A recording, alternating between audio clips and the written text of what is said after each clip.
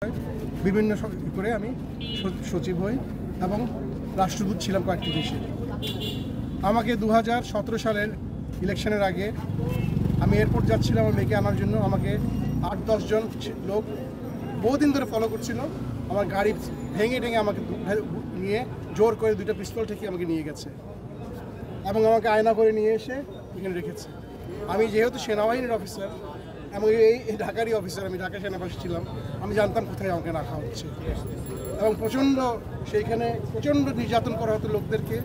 কয়েকজন গুটি কয়েক আমাদের পলিটিক্যাল অফিসার যারা সেনাবাহিনীর বাণিজ্য ডুবিয়ে দিয়েছে এই ডিজিএফআই থেকে তারা স্বার্থান্বেষী কত যে লোক মেরেছে তারা খোদায় জানে।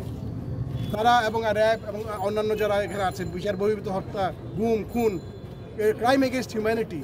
আমার দোষ কী ছিল? আমি কোনো রাজনীতি করিনি কখনো, আমি কোনো দলও করিনি, আমি সরকারি কর্মকর্তা ছিলাম একজন। আমার দোষ ছিল যে আমি লেখালেখি করতাম। আমার কলমও কি তারা কন্ট্রোল করবে? আমি তো কোনো বিদ্রোহ করতে বলি নাই, কোনো দেশের এগেনস্টে করতে বলি নাই। আমি চেয়েছিলাম ন্যায় বিচার। এই ন্যায় বিচারের জন্য কি আমাকে 16 মাস এই ডাঞ্জেনের ডাঞ্জেন মানে কি বলে ওটাকে আয়না করে ফেলে রেখে মাটির তলের মধ্যে একটা অন্ধকার রুমে আমি যে কত ক্ষতিগ্রস্ত হয়েছি ফিজিক্যালি সেটা আপনাদের বলে বোঝাতে পারবো না। একবার শেষ এটা বলবেন। সবার মুক্তি চাই, যারা এগুলো করেছে তাদের বিচার চাই। এরা পুরো জাতির, সেনাবাহিনীর, সবার জন্য এরা একটা কলঙ্ক।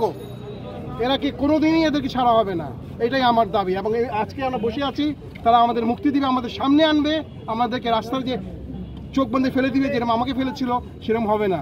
জনতার সামনে তারা মুক্তি দিবে সবাইকে।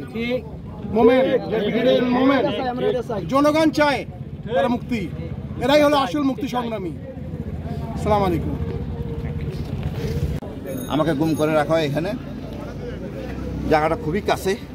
ওখানে এটা জয়েন্ট ইন্টিগ্রেশন সেল বলে, জয়েন্ট ইন্টিগ্রেশন সেল।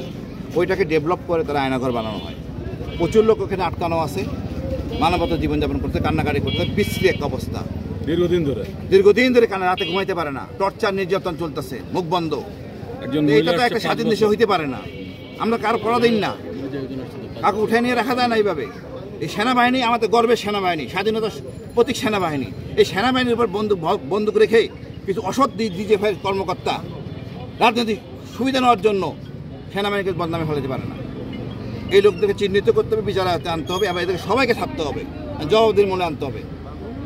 আমরা চাই ন্যায় বিচার, শান্তি শৃঙ্খলা।